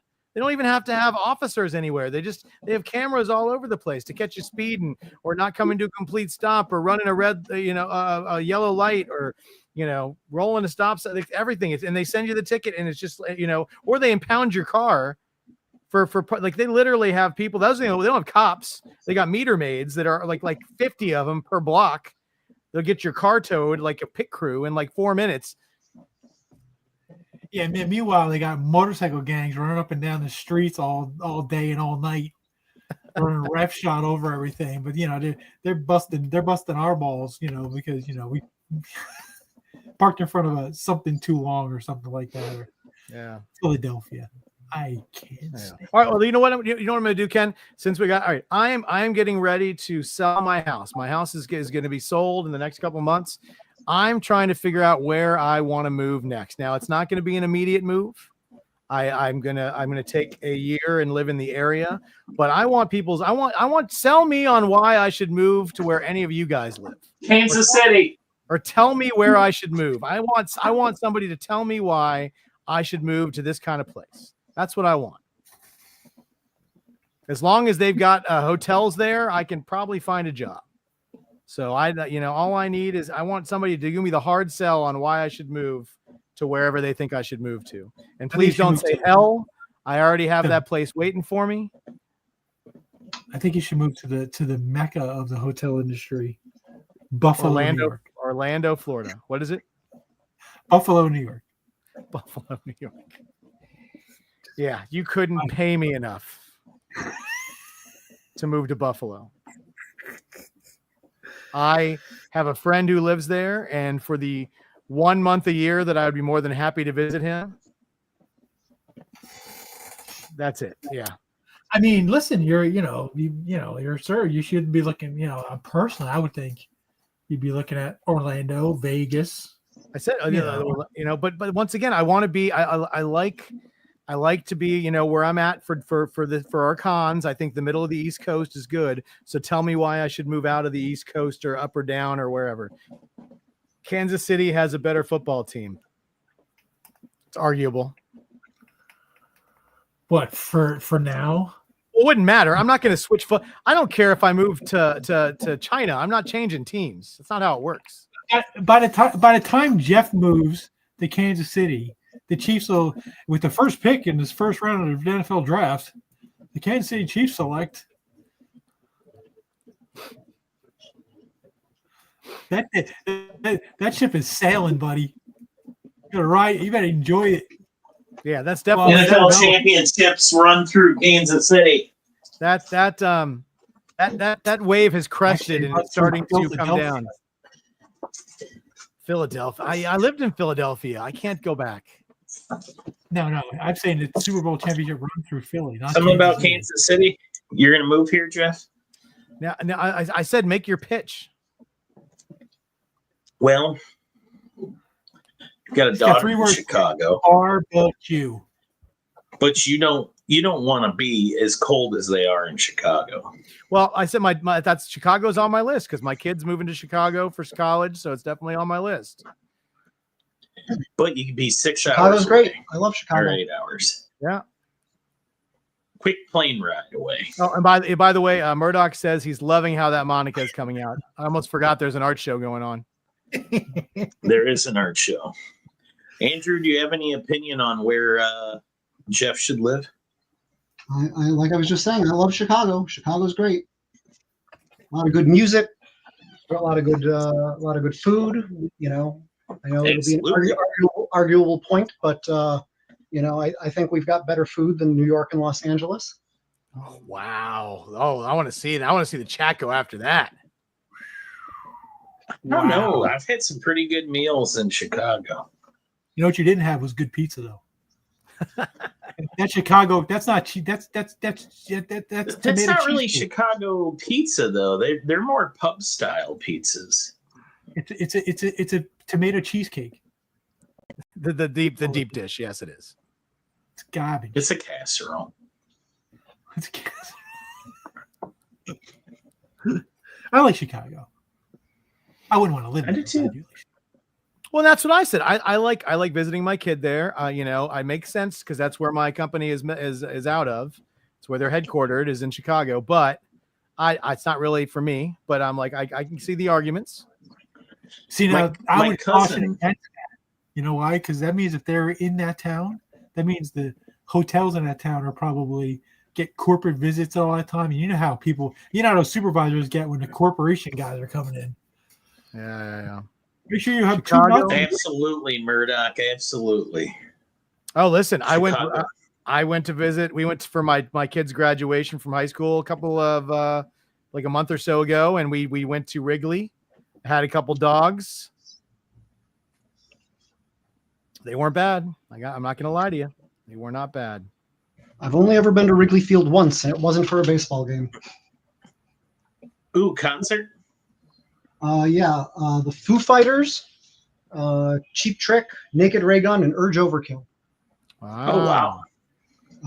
It was a one-off concert that Dave Grohl did to thank Chicago, because apparently this is where he got his start in music. Dave Grohl and I have one thing in common, which is that the first concert either of us saw was a Chicago punk band of the 80s called Naked Ray Gun. And for me, I just kept drawing comics, but he said for him, that's what inspired him to go out and get a guitar and become a rock star. So, but yeah, that was the only, and it was nice to see Naked Ray Gun again for the first time since 1985, which was my first concert. And I've loved Cheap Trick since I was a kid, so it was a good show. Well, and, I want you to want me. Yeah. Come on. And, I saw Tom Petty and the Heartbreakers there, and I saw Pearl Jam there. Oh. I saw Sammy Sosa and Mark Bagwell. Baseball games. No, we're not talking about baseball games. I was there the year that Sosa was chasing a home run record with the cork bats and the steroids. I didn't the hyperbole. Listen. Well, Jeff, I've got that cousin that lives in D.C. Her and her husband just left D.C. They moved to Chicago, actually, so you could follow them. She doesn't have a job yet, but he actually got, funny enough, he'll be working at, or works at Wrigley now. He took a job with the Cubs. He's, what is it, vice president of government affairs or something?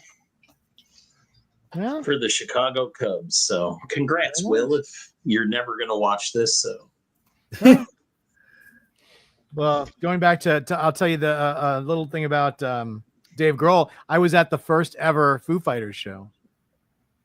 It was I bought tickets for it at the 930 Club when they first went on sale, and this is before the album was out, and all I knew was that the drummer from Nirvana had a new band and a new album coming out. So I got to see the first ever live Foo Fighters show. Cool. I prefer to pronounce it like Christopher Walken. Foo Fighters. Foo Fighters. Foo Fighters. The Foo Fighters. Yeah, and actually Dave Grohl, he worked at the Tower Records. That's about 5 miles away from where I live. So that guy has ties everywhere. There's still a Tower Records? No. It closed down a long time ago. But when it was a Tower Records, he worked there in Northern Virginia. Okay. I think you should move to transfer to Honolulu. That would be nice. Then everybody would want to come visit me. Nobody would, but too expensive. But they don't want to. I'll move to Como. How about that? I'll just move out of the country. I don't know if they have any Hyatts in Como. I feel like Jeff in Italy would look pretty good. Like he could wear like an all white suit. Him and Alessandro. Yeah. That'll be the first thing I'll do is take a picture of us eating pasta out of a bag. Yeah, I'll give you my recipe. I could go visit Daniel. I could move down under. Where's Dane? I think you're getting farther from Chicago.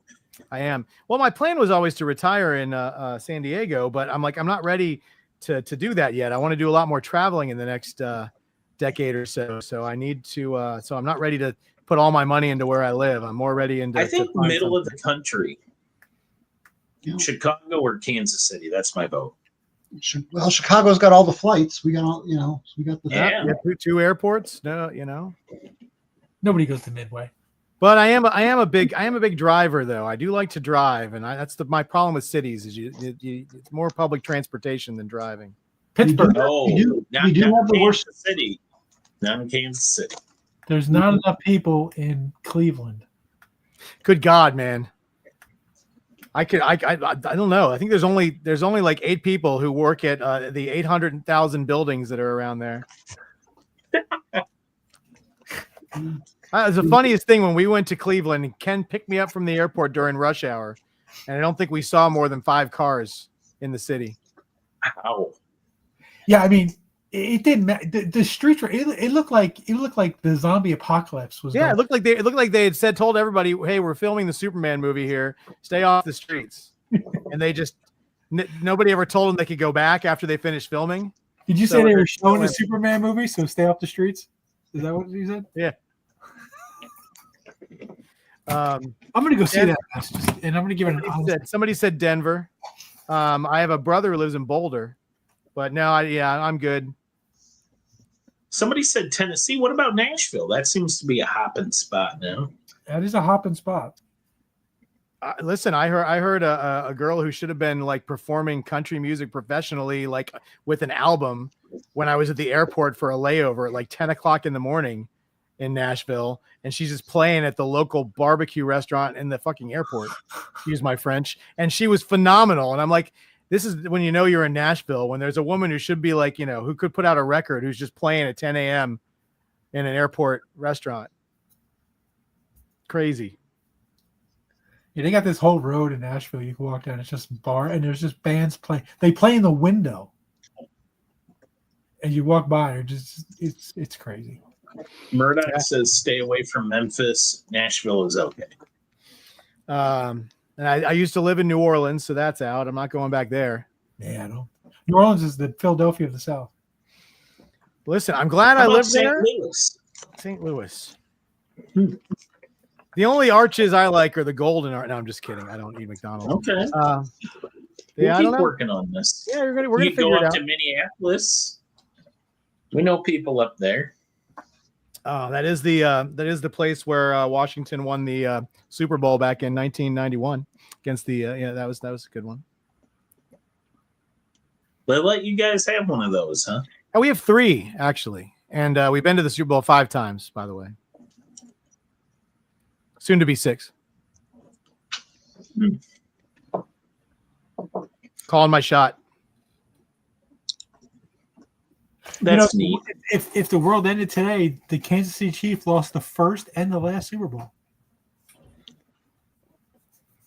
It's a nice bookend to their story. That's awful. And I just watched a nice video today. They are retiring Art Monk's number. No Washington player will ever wear 81 again. Past due. Great player. I've told the story about me arguing with Peter King. Yeah. About Art Monk. For those of you who don't know, Art Monk was one of the posse, the 3 wide receivers for the Washington then Redskins when they won their all their Super Bowls. When he retired, he was the most prolific receiver in the history of the game. He had more yards than any other receiver in the history and he had more catches in a single season than anybody else had ever had when he retired. Now it's been, destroyed. Oh, yeah. Well, but they back then, 19 games a season now. I think they're breaking records. Well, I'm pretty sure that what astonishing to me is I was looking at some stats for some guys, and there was a football player. I hope we're not boring you, Andrew. By the way, we're just kind of background noise. At this point. I'm just drawn away here. I'm not a football guy. And that is I'm glad there's a break right now. That is a terrific ray gun.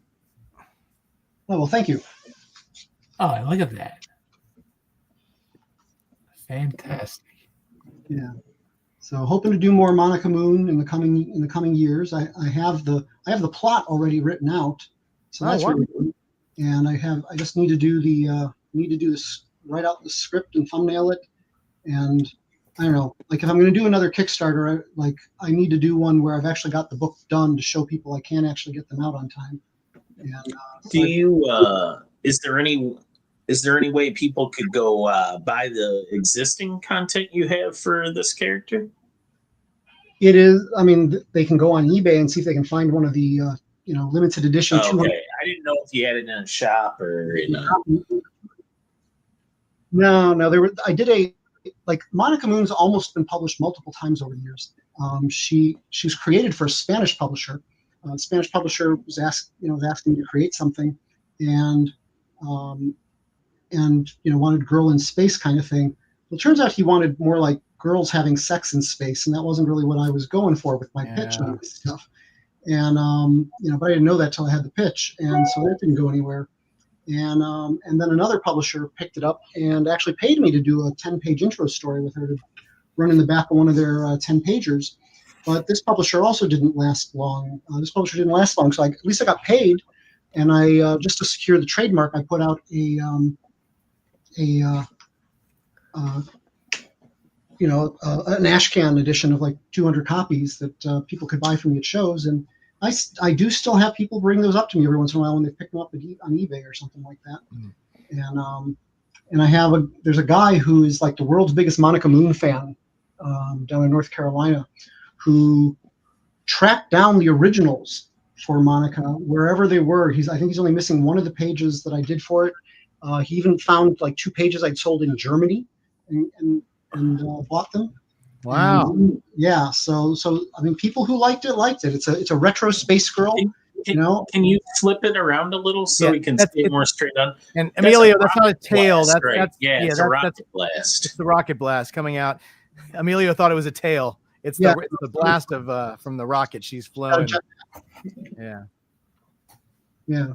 And like Earth Girl Lost in Space kind of thing, fin spaceships, bubble helmets, all that fun stuff. Ooh, I do love me some bubble helmets.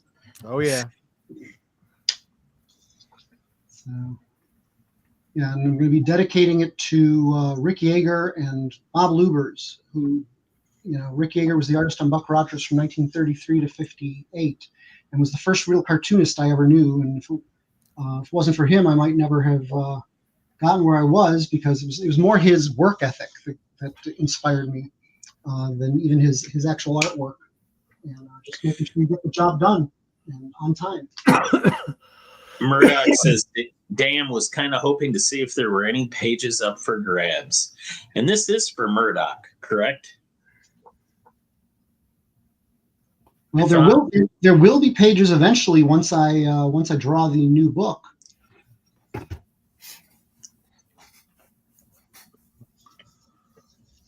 So it will happen. And Yeah, this guy in North Carolina invested in the book, so he's actually got like first dibs on everything I do with it. But I know he's not going to be buying all 80 pages. That's about what I estimate the graphic novel is going to run, is about 80 pages. Oh, cool.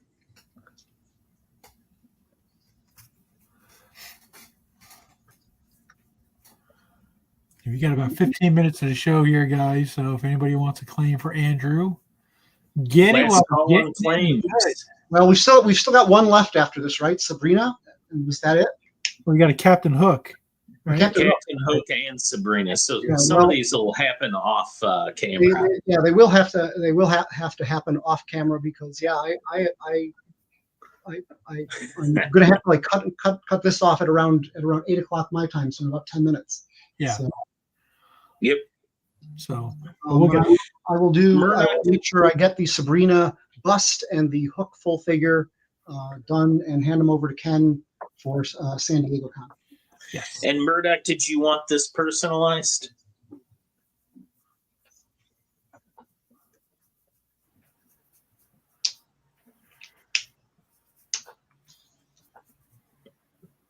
And I think one of the next ones is a torso too. I don't know if it's the Hook or the Hook is a full figure. Sabrina's a torso. Sabrina's torso. Murdoch says he did email in, by the way. Yep. We're probably not worried about that part. No. Just wanted to make sure we didn't. We know Murdoch. We know Murdoch. We get, yeah, buddy. We know you. Murdoch's been here since day one. And no thank you on the personalization. All right. I just figured I'd ask because I know Andrew's been asking when the piece is finished. Yeah. So no personalization. Okay. And what I was going to say earlier, Ken, with the football was I was looking at I just grabbed a wide receiver I know who'd had a pretty successful career with Washington, and they had like 10,000 yards receiving and like 66 touchdowns. And I'm like, that's a pretty good NFL career. 66 touchdowns, 10,000 yards receiving. I'm like, it's pretty good. And then you look at like Jerry Rice. Well, Jerry Rice had 22 touchdowns in one season during a strike year. 12 games, 22 touchdowns. And you look at his stats, and it's just all right. So I just picked out a guy who had a pretty decent NFL career. I mean, that's and Jerry Rice got more than double the yards. He had 22,895 yards in his career, and he caught 197 touchdowns. 197 touchdowns. Becker, listen to what I'm going to tell you right now. Jerry Rice is the GOAT. Not the best wide receiver, the best football player to ever play in the NFL is Jerry Rice. Number one. What makes it even more amazing is he wasn't even the fastest guy on the field. Not even close. But mostly, a lot of your great players aren't. They're not the best. They're not the fastest. They just know how to play the game. Jerry Rice knew how to find the soft spots. He had the softest hands. You never heard a ball hit Jerry Rice's hands. They were nice and soft. He knew where to be. He knew where to go. And once he had the ball in his hand, he was running for his life. So, I didn't watch football like in that time. Like I wasn't a big football watcher as a kid. Yeah, you're never going to see Jerry Rice make one-handed over the moon catches or that. No, he's gonna have 120 yards and 3 touchdowns against you. That's all. I was saying, well, it's one of those things. It's like that's the thing with Art Monk. Like why people I was saying they retired his number. Like he just wasn't. People just didn't find him very memorable because he was never the guy that talked a lot. He didn't really talk to the press. No, he caught 12 passes a game for 80 yards. Yeah. That was what he did, but every time he needed to change. That was it. Oh, that's fantastic. That was Monk. He let John Taylor go out and make all the. John Taylor. What's his name? Yeah. Who's the other Who's the other guy on the other side? There you go. Perfect. Beautiful. Jeff, who's the guy on the other side? Of who? Monk. It was either Gary Clark or Ricky Sanders. Gary Clark caught all the touchdowns. Jerry Rice got him down the field. And Ricky Sanders was the fly route guy. He just fast. Yeah. Are you All right, so- are you starting the next one then, Andrew, or are we just calling it? I think we should call it. I mean, Probably, yeah. You know, I mean, We only have 10 minutes left, 9 minutes. So Yeah. we'll do our NFL predictions for next season, and then we'll close down. oh boy. All right. Chiefs And by, Andrew Pepoy, who's winning the Super Bowl this year? Go. Chiefs by 1 million. let me just jot down what I've got coming up for the other 2 commissions here. So I've got Of course. Yes, Sabrina Bust, right? Yep, Sabrina Sabrina Bust. Bust. Sabrina the Teenage Witch bust. Yep. And then Hook, Full figure Captain Hook. full figure, like from the movie. Okay. Which that's so funny. He didn't know about that. Your connection to it, but Dude, that's so crazy. to the movie adaptation, just picked it. Yeah. No, that was one of my very first Marvel jobs, and I remember at the time thinking, why are they having, you know, it's like I'm new and I'm terrible, and yet they're giving me Gray Morrow. It's like, you know, it's very surprising, but it's like, okay. I also think Dennis Rodier, who's better known as an inker on the Superman books, but he is a really good artist as well, and he was also penciling some of that stuff, but not inking his own pencils for some reason, and so I ended up inking him, and that Hook job led to me doing a lot of other, you know, like really got me in good with certain people at Marvel, and helped me, you know, sort of launch my career. Wow. Excellent. It's amazing. And if anybody's not familiar with Gray Morrow's work, it is fantastic. He passed away back in 2001, but his work, man, if you want to look at some cool stuff. Trying to move the camera so you can actually see me for once. There he is. There The he man of the is. night right there. All right. Well, thank you so much, Andrew, for joining us, man. I'm glad we got to get some sketches from you, had some good conversation, and then had some conversation you could not care less about, but that's our job. We talk nonsense so you can just draw. That's what we do. So, no, thanks for having me. It's always nice to be here. I will definitely get to those other 2 commissions and hand them off to Ken San Diego. And, you know, just speaking of San Diego, you know, I gotta remind everyone I'm there. If you're at San Diego, small press table M13 at the back of Hall B, off aisle 1600. I'm also going to be at Baltimore Fan Expo Chicago next month, and New York Comic Con. So Grand Rapids Comic Con. That's the rest of my shows for the year. Oh, nice. So, and if you didn't get a commission tonight, you can always message me through my website. Just go to pepoy.com, PEPOY.com, and you can, you know, click message me.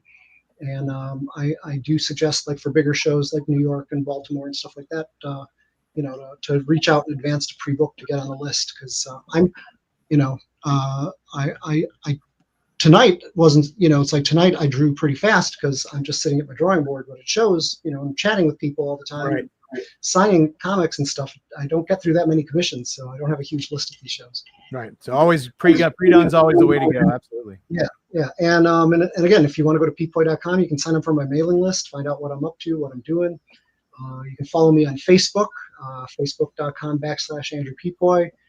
You can follow me on Instagram at Andrew Pepoy, and you can follow me on Blue Sky at just Pepoy.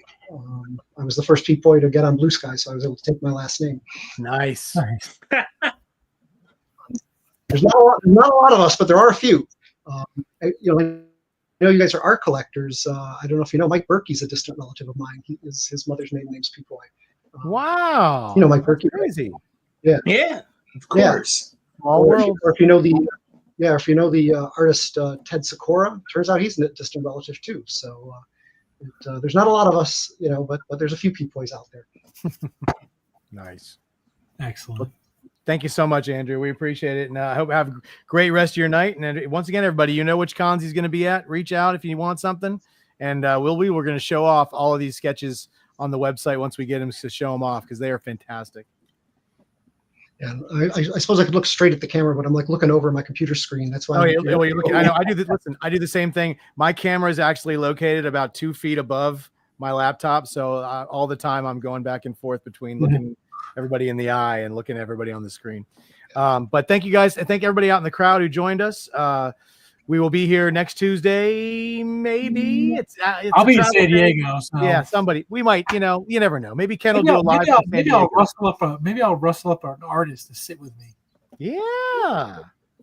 There might be one or two. There might be one or two artists in San Diego. Yeah, there's a couple of them there, right? Yeah, and I'm pretty sure Mark Texiera is going to be hanging out with you and Bill next week. So, yeah, maybe you can get him. Yeah. Maybe I'll see. Maybe I'll run into Todd in the. Don't think I won't walk up to Todd McFarlane in the lobby and ask him to do a live sketch show, because I will. Listen, or if you can just get him to do a sketch, I want a what you like to call the shithead looking Hulk. I want that. That's what I want. Can you draw me the Cro-Magnon Hulk, please? Who? He thinks McFarlane's Hulk is awful. He thinks it looks horrible. No. He's a Hulk connoisseur, so it's hard to argue with Ken. But he's got more lumps on his head than. Oh my God. All right, guys. Thank you all so much for joining us, and for Andrew and for Becker and for Mr. Carson. I want to say to everybody, have a wonderful night, and we'll see you soon. Thank you so much. Bye. Thanks, guys. Everyone. Thanks for having me.